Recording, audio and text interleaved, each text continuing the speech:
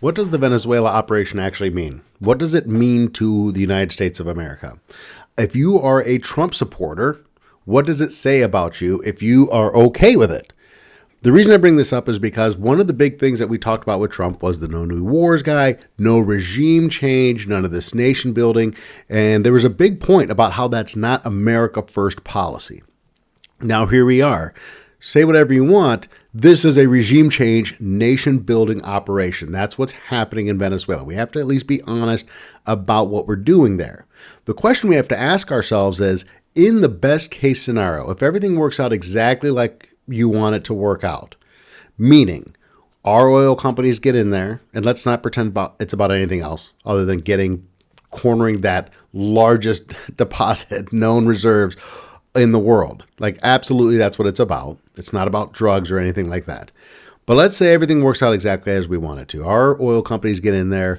They rebuild Venezuela's infrastructure.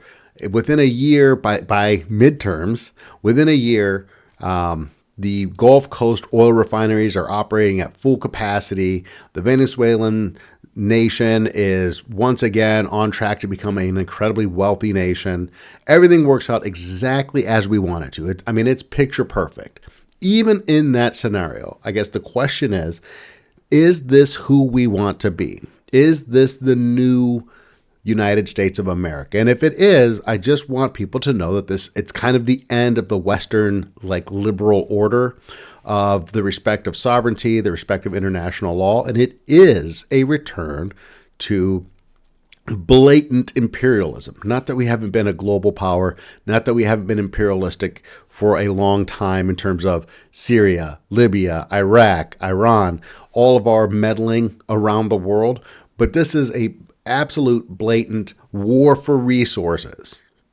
And are we okay being that? And if we are, can we just acknowledge it? If you're MAGA and you're backing Trump on this, can we stop pretending that it's about narco-terrorism? Can we stop pretending that it's about anything other than protecting the dollar's status in the world? Because that's what it was. That's what this is for. This is about cornering the oil market so that the petrodollar is protected and we can continue to live vastly beyond our means and exporting our inflation because we control the majority of the world's oil. That's it.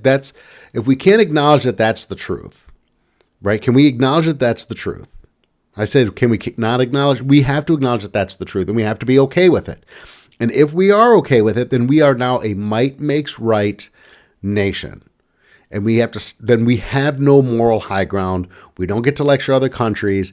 We are just saying that we're the biggest, we're the baddest, we're the most powerful. And so it is okay for us to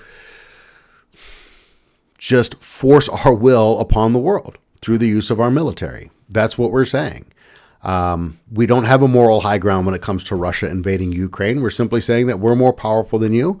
And we want the mineral deals in Ukraine. And that's why we're not going to let you have it. We're just going to say that. And just acknowledge that that's the reality of the situation. Let me explain exactly why this is the case, why this is a monetary issue.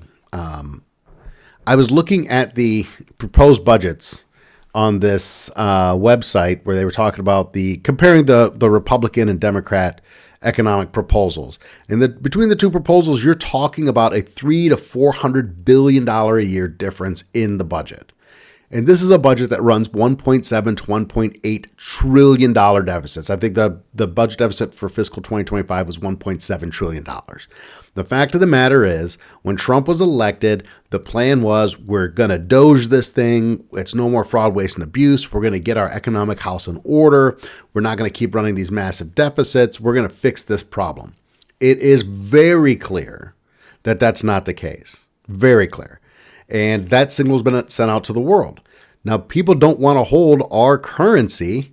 They don't want this dollar hegemony. They don't want dollar dominance globally when they have to hold our debt, hold our dollars, and we're intentionally devaluing it and showing that there is no sign that we're going to stop doing that. They also don't want to hold our dollars and hold our debt when we weaponize our position in the world as the world reserve currency. So because they don't want to hold it, the BRICS nations are doing what they can to walk away from the dollar. That's their plan. They want to create a basket of currencies along with some gold and go, look, here's an alternative way to settle international oil trades, which is the kind of the core of why the dollar works the way it is and why the United States gets to live the way that it gets to live, essentially. In order to preserve that, in order to counter that, we have to control a vast majority of resources so that we can force people to continue trading in dollars. It's the reason behind Syria. It's the reason behind Libya. It's the reason behind Iraq. It's the reason behind Iran. It's the reason behind all of these things. Yes, we're going to have a conflict with Iran. Yeah, we may end up having are we going to be okay taking Greenland? Are we going to put serious pressure on Canada and actually make real threats to them militarily? Is that going to happen, and are we going to be okay with that? Because it's important that we control this. And that's what Trump is actually doing. That's his America First policy is we're going to use our brute force and our military to maintain our position and our dominance in the world. And if you're okay with that, that's fine. But at the end of the day, then just acknowledge that that's what we are. We are surrendering the moral high ground, and this is the direction that we've chosen to go.